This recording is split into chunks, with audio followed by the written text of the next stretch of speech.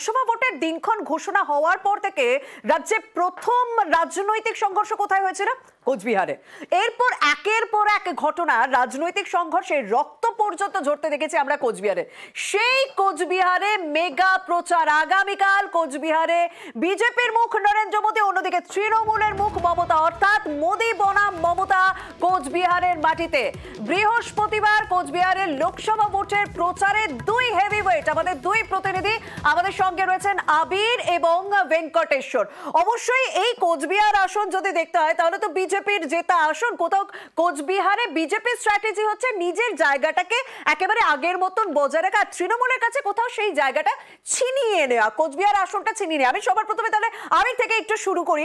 আবির, স্বাভাবিকভাবে তৃণমূলের কাছে সব থেকে বড় চ্যালেঞ্জ কোচবিহার।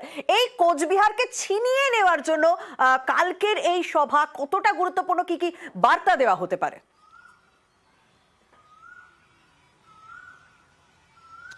প্রথমত হচ্ছে যে কোচবিহারের যেখানে প্রধানমন্ত্রী নরেন্দ্র মোদী সভা করবেন আর যেখানে মমতা বন্দ্যোপাধ্যায় সভা করবেন তার মাঝের দূরত্ব 30 কিলোমিটারের কাছাকাছি। তবে এই 30 কিলোমিটার দূরত্বের মধ্যে রাজনৈতিক উত্তাপ প্রাকৃতিক উত্তাপের মতোই এই মুহূর্তে গোটা লোকসভা জুড়ে কার্যত অনুভব করতে পারা যাচ্ছে। তুমি জানো যে কোচবিহার জেলা জুড়ে অন্তত 2019-এ লোকসভা নির্বাচনে বিজেপি ভালো ফল করার পর তৃণমূল কংগ্রেসের তরফ থেকে এই লোকসভা আসন বা এই জেলাতে ভালো ফল করার চেষ্টা তারা শুরু করে এবং 2021-এও দেখতে পাওয়া যায় যে কোচবিহার জেলাতে তৃণমূল কংগ্রেস বিজেপির তুলনায় কম সংখ্যক আসন পেলেও তারা এই জেলাতে তারা বিধায়ক পায়। পরবর্তী সময় বিধানসভা যে উপনির্বাচন, সেই আসন্ন তারা কোচবিহার থেকে তারা জয়লাভ করে নিতে পেরেছিল এবং বিভিন্ন সময় রাজনৈতিকভাবে তৃণমূল বনাম বিজেপির যে রাজনৈতিক লড়াই লক্ষ্য করতে পারা গেছে, তার মধ্যেও কোচবিহার অন্যতম সারিতে ছিল। লোকসভা বা বিধানসভার প্রেক্ষাপট যদি বাদ দেওয়া যায় তাহলে স্থানীয় স্তরের যে নির্বাচন রয়েছে সেখানে তৃণমূল কংগ্রেসের ফল যথেষ্ট ভালো। তাহলে সেই জায়গা থেকে দাঁড়িয়ে তৃণমূল কংগ্রেস একেবারে প্রচারের ক্ষেত্রে নিচু তলায় ব্লক স্তরগুলোতে সব থেকে বেশি জোর দিচ্ছে। যে জায়গাতে আগামীকাল মমতা বন্দ্যোপাধ্যায় সভা করবেন, মাথাভাঙা বিধানসভার মধ্যে গুমানির হাট এবং যে রাজবংশী ভোট এই মাথাভাঙা বিধানসভাতেও রয়েছে। একদম সেই বিষয়টা নিয়ে আবির আমি আসবো, সেই বিষয়টা নিয়ে আমি আবির অবশ্যই আসবো। ভেঙ্কটেশ্বর, সত্যিই গরমে প্রচন্ড অসুবিধা হচ্ছে, কিন্তু এই গরমের মধ্যে যে কথাটা আবির বললো যে ভোটের বাকবিতণ্ডা, ভোটের উত্তাপও কিন্তু দ্বিগুণ হচ্ছে, কিন্তু সেই ভোটের উত্তাপে কোথাও তো বিজেপির একটা একটা ভালো জায়গা কোচবিহারে, কিন্তু সেই কোচবিহারেই আমরা উদয়ন ভার্সেস নিশীথ প্রথম থেকে দেখে আছি লোকসভা ভোটের দিনক্ষণ ঘোষণা হওয়ার পর, এবং কোথাও বিজেপির কোথাও একটু ভালো জায়গায়, কারণ যে ভোট কথাটা বলছিল রাজবংশী ভোট, সেটা তো আমি অবশ্যই তৃণমূলে পাল্টা যাবো, কিন্তু সেই বিষয়টা তো অনেক আগে থেকেই বিজেপি নজরে রেখেছে। তারা তো অনেক আগে থেকেই রাজবংশী ভোটটা নিজেদের ঝুলিতে রাখতে চাইছে, যে কারণে নিশীথ প্রামাণিক, যে কারণে অনন্ত মহারাজকে রাজ্যসভা সাংসদ করা হলো। সেক্ষেত্রে আগামীকালের প্রধানমন্ত্রীর সভা, এই সভা কতটা গুরুত্বপূর্ণ এবং কি কি আলাদা বার্তা দেওয়া হতে পারে, যেখানে কোচবিহারের মানুষ আলাদা কিছু শুনতে পারবেন?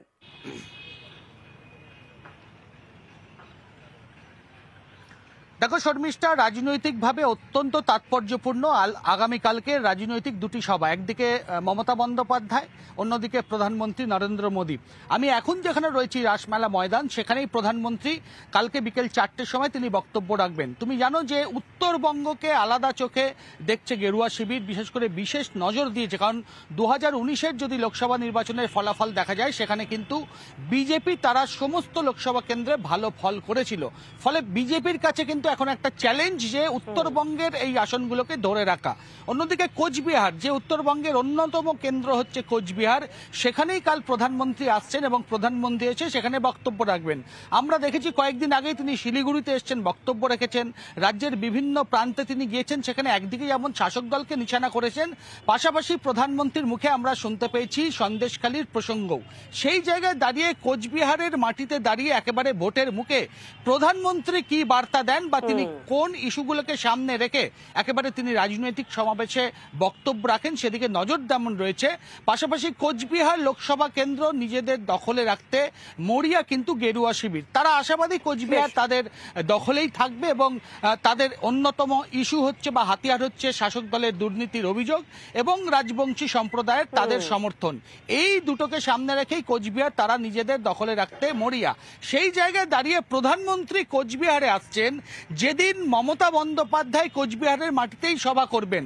ফলে সেই জায়গায় দাঁড়িয়ে বলা যেতেই পারে আগামীকালকে দুই রাজনৈতিক হেভিওয়েটের যে রাজনৈতিক কর্মসূচি তা নিয়ে উত্তপ্ত বাড়বেই। সেখানে প্রধানমন্ত্রী এই কোচবিহারের মাটি থেকে কি বার্তা দেন সেদিকে নজর রয়েছে। আমরা নজর রাখবো যে আলাদা করে কি বার্তা দেওয়া হয়। আবির, এই জায়গাতে রাজবংশী ভোটের দিকে প্রত্যেকটা রাজনৈতিক দলের নজর। তো যেমন বলা হলো যে হ্যাঁ, অনেক আগে থেকে বিজেপির পক্ষ থেকে নানা স্ট্র্যাটেজি নেওয়া হচ্ছে, কিন্তু তারা যথেষ্ট আত্মবিশ্বাসী এই আসন তারা ধরে রাখবেন। কিন্তু তৃণমূলের কাছে তো ছিনিয়ে নেওয়ার লড়াই, যে কারণে এতদিন ধরে আমরা বেশ কন্টিনিউয়াস কিছু প্রসেস দেখেছি। রাজবংশী রাজবংশীদের ভাষাকে বিশেষভাবে গুরুত্ব দেওয়া, রাজবংশী সম্প্রদায়কে বিশেষভাবে গুরুত্ব দেওয়া। তো সেই ক্ষেত্রে সেই জায়গা থেকে কি বার্তা দেওয়া হতে পারে বা আলাদা আলাদা কি ফ্যাক্টর হতে পারে কোচবিহারের মাটিতে ভোটের সময়? দেখো, কোচবিহারের ভোটের নিয়ন্ত্রক রাজবংশী ভোট যাদের দখলে যাবে তারাই এই আসন জিতবে। কোচবিহারের ক্ষেত্রে 42% ভোট রাজবংশী ভোট রয়েছে। তৃণমূল কংগ্রেস তাই প্রচারের ক্ষেত্রে রাজবংশীদের মধ্যে সব থেকে বেশি তারা গুরুত্ব দিচ্ছে। পার্থিব চয়নের ক্ষেত্রেও সেটাকে লক্ষ্য করতে পারা গিয়েছে। এই যে 42% ভোটের মধ্যে কথা রাখেছে, কথা রাখিনি, এই বিভাজন তৃণমূল কংগ্রেসের তরফ থেকে প্রচারে তোলা হচ্ছে। এবং এই ক্ষেত্রে দাঁড়িয়ে দুটো বিষয়, এক হচ্ছে ভাষার স্বীকৃতি, কালচারাল বোর্ড, দ্বিতীয়ত হচ্ছে যে নারায়ণী সেনা যে ব্যাটালিয়ন। তৃণমূল তাদের বক্তব্যে বলছে যে প্রধানমন্ত্রী নরেন্দ্র মোদী, অমিত শাহ বা নিশীথ প্রামাণিক তারা বিভিন্ন সময় ধরে নারায়ণী ব্যাটালিয়নের মাধ্যমে নিয়োগ, ভাষার স্বীকৃতির কথা বিভিন্ন সময় বলেছেন, যদিও তারা সেই প্রতিশ্রুতি পূরণ করতে পারেননি। তৃণমূল যেটা বলার চেষ্টা করছে সেটা হচ্ছে যে নারায়ণী ব্যাটালিয়নে নিয়োগ থেকে শুরু করে কালচারাল বোর্ড তৈরি করে দেওয়া, সেই কাজ তারা করে উঠতে পেরেছে। আর দ্বিতীয়ত যে বিষয়টা সেটা হচ্ছে যে সাম্প্রতিক সময় উত্তরের বিশেষ করে আলিপুরদুয়ার, কোচবিহারের যে কতকগুলি জায়গাতে সভা হয়েছে তার প্রত্যেকটা জায়গায় রাজবংশীদের জন্য কি কাজ হয়েছে তার ঢালাও প্রচার তৃণমূল কংগ্রেস করেছে।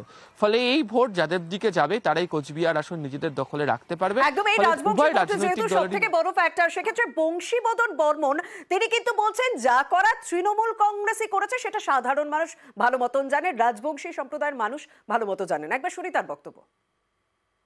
মাননীয় মুখ্যমন্ত্রী রাজবংশীর জন্য যা করেছেন, রাজবংশী উন্নয়ন বোর্ড, রাজবংশী ভাষা একাডেমি, রাজবংশীতে অর্গানাইজ 200টা প্রাইমারি স্কুলের অনুমোদন, বিজেপি সরকার একচুল পরিমাণও করেননি। তার জন্য মানুষ বুঝে গেছে যে তৃণমূলেই যা করবে রাজবংশীদের জন্য, বিজেপি করার মানসিকতা নেই। রাজবংশীর ভোট তৃণমূল অবশ্যই পাবে। বংশীবদন বর্মনের বক্তব্য শুনলাম ভেঙ্কটেশ্বর, কিন্তু সেক্ষেত্রে তো অনেক আগে থেকে একটা বিশেষ স্ট্র্যাটেজি নিয়েছিল বিজেপি, নিশীথ প্রামাণিককে প্রার্থী করা এবং অনন্ত মহারাজ তাকে রাজ্যসভার সাংসদ করা। কিন্তু কয়েকদিন আগে কিন্তু অনন্ত মহারাজ সেও ক্ষোভ প্রকাশ করেছে যে তাকে সেভাবে গুরুত্ব দেওয়া হচ্ছে না। সেটা কোথাও ব্যাকফুটে যাবে না তো? মানে রাজবংশী ভোটটা কোথাও একটা সমস্যা তৈরি করবে না তো বিজেপির কাছে?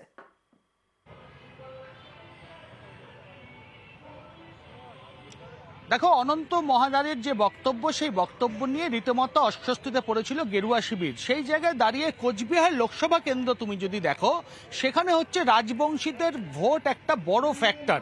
এবং রাজনৈতিক পর্যবেক্ষকরা যেটা মনে করছেন যে রাজবংশীদের সমর্থন যাদের দিকে যাবে তারাই কিন্তু বাজিমাত করবে।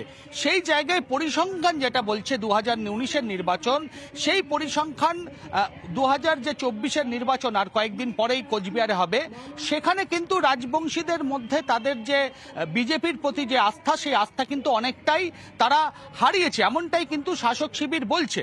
যদিও বিজেপি নেতৃত্ব তাদের যেটা দাবি যে শাসক দল অর্থাৎ তৃণমূল কংগ্রেস রাজবংশীদের যে সমস্ত প্রতিশ্রুতি দিয়েছিল সেই প্রতিশ্রুতি তারা রক্ষা করেনি। অন্যদিকে শাসক দল তারাও কিন্তু পাল্টা বিজেপি যে 19 সালে রাজবংশীদের নিয়ে যে ইস্যু বা যে বিষয়গুলো বার্তা দিয়েছিল বা প্রতিশ্রুতি দিয়েছিল, বিজেপিও কিন্তু রক্ষা করেনি। যদিও শেষ পর্যন্ত বিজেপি শিবির তারা কিন্তু আশাবাদী যে রাজবংশী যে ভোট অর্থাৎ রাজবংশীদের ভোট তাদের সমর্থনেই থাকবে, তাদের সমর্থনে থাকবে, তাদের ঝুলিতেই থাকবে। যে কারণে বিজেপি বিধায়ক তিনি বলেছেন যে বিজেপি তো সবকিছুই করেছে, কিন্তু তৃণমূল যে সমস্ত প্রতিশ্রুতি দিয়েছিল সেই প্রতিশ্রুতি কোনোটাই পূরণ হয়নি রাজবংশীদের। শুনি তার বক্তব্য। তৃণমূল কিসের ভিত্তিতে বলছে যে রাজবংশী ভোট বিজেপির সঙ্গে না থেকে এবারে তৃণমূলের সঙ্গে যাবে? রাজবংশীদের যে প্রতিশ্রুতি দিয়েছিল তার কোন প্রতিশ্রুতিটা পালন করেছে? একটিও করেনি। ওরা রাজবংশী ভাষাভাষী মানুষদের মধ্যে দ্বন্দ্বের সৃষ্টি করবার জন্য একটি ভাষার দুটো ভাগ করলেন। রাজবংশী ভাষা কামতাপুরী ভাষা শুধুমাত্র ভোটের রাজনীতি করবার জন্য রাজবংশী ভাষাভাষী মানুষদের মধ্যে বিভ্রান্তি সৃষ্টি করবার জন্য এটা করেছে। লোকসভা ভোটের আগে তৃণমূলের পক্ষ থেকে যে সমস্ত আসনকে বিশেষভাবে নজর দেওয়া হচ্ছে তার মধ্যে কিন্তু বীরভূম অন্যতম। আজ বৈঠকে অভিষেক বন্দ্যোপাধ্যায় বীরভূমে সাংগঠনিক বৈঠক সারবেন এবং সেখান থেকে কোর কমিটির সঙ্গে বৈঠকে ঠিক করে দেওয়া হবে যে কি হতে চলেছে এই সামনের লোকসভা ভোটে, কি স্ট্র্যাটেজি হতে চলেছে, কি কৌশল হতে চলেছে, সেই সমস্ত বিষয় ঠিক করে দেওয়া হবে। আমাদের সঙ্গে রয়েছেন প্রতিনিধি সুপ্রতিম। সুপ্রতিম, এতদিন যদি দেখতে হয়, মানে আগের ভোটগুলো যদি দেখতে হয়, বীরভূমের জেলা সভাপতি অনুব্রত মণ্ডল তিনি ছিলেন, তার উপরে মোটামুটি এই ভোটের সময় দায়িত্ব ন্যস্ত থাকতো, সেই যা করবে সেই স্লোগান ঠিক করে দেওয়া, বীরভূমের স্লোগান এবং সেই সমস্ত বিষয়টা দেখে নিত। যে কারণে অনুব্রত মণ্ডল অনুপস্থিত বলেই কি অতিরিক্ত গুরুত্ব দিতে হচ্ছে এই বীরভূম আসনটাকে? অতিরিক্ত ভাবে তৃণমূলের সর্বভারতীয় সাধারণ সম্পাদক অভিষেক বন্দ্যোপাধ্যায়কে বৈঠক করতে হচ্ছে কোর কমিটির সঙ্গে। একদমই, দেখো এতদিন অনুব্রত মণ্ডল ছিল, বীরভূমে ভোট নিয়ে কাউকে চিন্তা করতে হয়নি, এমনটাই কিন্তু তৃণমূলের দাবি। যদিও তারপরে কিন্তু কোর কমিটি তৈরি হয়েছে এবং কোর কমিটি কিন্তু যে কোর কমিটি ছিল তারপরে কোর কমিটির যে সদস্য সেই সদস্য সংখ্যা কমানো হয়েছে এবং তারপরে কিন্তু বীরভূম আর বীরভূম বোলপুর দুটো আসনে যে লোকসভা ভোট কিন্তু ইতিমধ্যে প্রার্থীরা প্রচার শুরু করে দিয়েছে। কিন্তু এবার কিভাবে প্রচার হবে, অর্থাৎ ভোটে জিতবে কিভাবে, এই সমস্ত বিষয় নিয়ে কিন্তু আগে এতদিন কিন্তু সমস্ত দায়িত্ব থাকতো অনুব্রত মণ্ডলের উপর। কিন্তু এবার যেহেতু অনুব্রত মণ্ডল নেই, কোর কমিটির সঙ্গে আলোচনা করার জন্য অভিষেক বন্দ্যোপাধ্যায়কে আসতে হতে এবং সেক্ষেত্রে তৃণমূল কর্মীরা কিন্তু এটাও জানিয়েছে যে এতদিন অনুব্রত মণ্ডল থাকাকালীন কি হতো, যে নির্বাচন কমিশন, অনুব্রত মণ্ডল মানে নির্বাচন কমিশনের নজরদারি, সে বিধানসভা ভোট হোক বা লোকসভা ভোট, এবং সেই যে নজরদারি সেই ম্যাজিস্ট্রেট নিয়ে কিন্তু অনুব্রত মণ্ডল ভোটের আগের দিন বীরভূমের যতগুলো তৃণমূলের দলীয় কার্যালয় আছে প্রত্যেকটি দলীয় কার্যালয়ে তিনি যেতেন এবং সেখানে কিন্তু আলাদা আলাদাভাবে এলাকা ভিত্তিক তিনি বৈঠক করতেন এবং কিভাবে ভোট হবে বা কিভাবে ভোট পরিচালনা হবে এটা কিন্তু তিনি ঠিক করতেন, এমনকি স্লোগানও তিনি ঠিক করতেন, তুমি যেটা কিছুক্ষণ আগে বললে।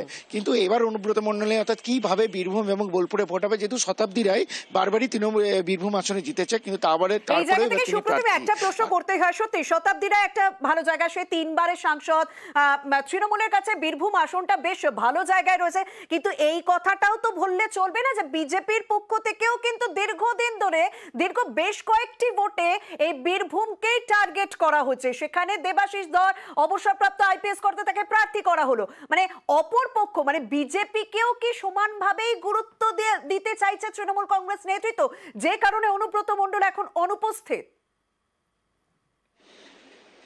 একদমই, দেখো কারণ হচ্ছে এই যে বীরভূম লোকসভা কেন্দ্র তারই মধ্যে কিন্তু একটা বিধানসভা কেন্দ্র রয়েছে, সেটা হচ্ছে দুবরাজপুর বিধানসভা, আর এই দুবরাজপুর বিধানসভা হচ্ছে বিজেপির দখলে।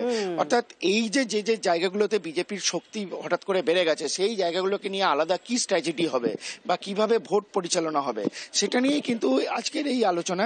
এবং তার পাশাপাশি বলে কি এই যে বোলপুর কেন্দ্র যেটাও কিন্তু তৃণমূলের দখলে, কিন্তু এবার সেখানেও প্রার্থী কিন্তু পিয়াসা, অর্থাৎ সে আগের বারও দাঁড়িয়ে ছিল, সেখানেও কিন্তু সে পরাজিত হয়েছিল, কিন্তু তাকে কেন বিজেপি দাঁড় করানো হলো, এই সবটা নিয়ে কিন্তু গোটাটা নিয়ে একটা চিন্তা ভাবনা হচ্ছে। অর্থাৎ বিজেপি কি স্ট্র্যাটেজি, অর্থাৎ তার সঙ্গে তৃণমূল কিভাবে সেই স্ট্র্যাটেজি অনুসারে সেখানে তারা কাজ করবে, ভোটের প্রচার করবে, এটা নিয়ে কিন্তু এই আলোচনার জন্যই কিন্তু কোর কমিটির সঙ্গে এই অভিষেক এবং এই কোর কমিটির বৈঠক আজ যথেষ্ট গুরুত্বপূর্ণ ঠিক এই কারণে। আমাদের প্রতিনিধি অক্ষয় আমাদের সঙ্গে রয়েছেন। অক্ষয়, তাহলে অভিষেক বন্দ্যোপাধ্যায় তিনি কটা নাগাদ আসছেন, কোথায় কোথায় বৈঠক হচ্ছে, কে কে সেই বৈঠকে উপস্থিত থাকবেন, সেই কর্মসূচিটা যদি আমাকে একটু বলো অক্ষয়। দেখো, তোমাকে বলে রাখি, অভিষেক বন্দ্যোপাধ্যায় এই মুহূর্তে তারাপীঠের যে হোটেলে বৈঠক করা হবে সেই বৈঠকে ঢুকলেন এবং তাকে স্বাগত জানালেন কোর কমিটির সদস্যরা, এবং এখানেই উপস্থিত থাকবেন বোলপুর এবং বীরভূম লোকসভা কেন্দ্রের প্রার্থীরা, এছাড়াও তৃণমূলে যারা গুরুত্বপূর্ণ পদে আছেন সেই সমস্ত নেতৃত্ব থাকবে। এবং আগামী যে লোকসভা নির্বাচন বীরভূম এবং বোলপুরের আসন, সেই আসনে কি রণকৌশল হবে এবং কি কি বিষয় নিয়ে আলোচনা হয় সেটাই দেখার বিষয়, এবং আগামী দিনে কিভাবে ভোট প্রচার করবেন কর্মীরা এই সমস্ত বিষয় নিয়ে আলোচনা করবেন। এবং প্রথমে তিনি সাংগঠনিক বৈঠকটি করবেন, তারপর দুপুরে তারাপীঠ মন্দিরে তিনি পুজো দেবেন, তেমনটাই জানা যাচ্ছে। একদম, ধন্যবাদ অক্ষয়।